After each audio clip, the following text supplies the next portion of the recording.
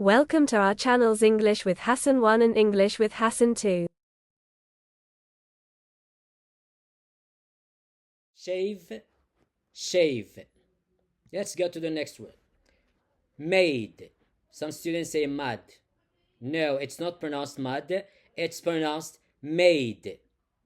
Mud is another meaning and another word.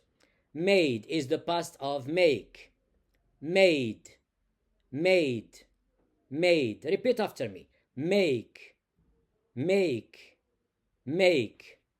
Repeat after me. Take. Repeat after me. Steak. Now let's pronounce the four words. Made, make, take, steak. Made, make, take, steak. That's the end of this video. To support us, subscribe, like, comment and share. See you very soon, God willing.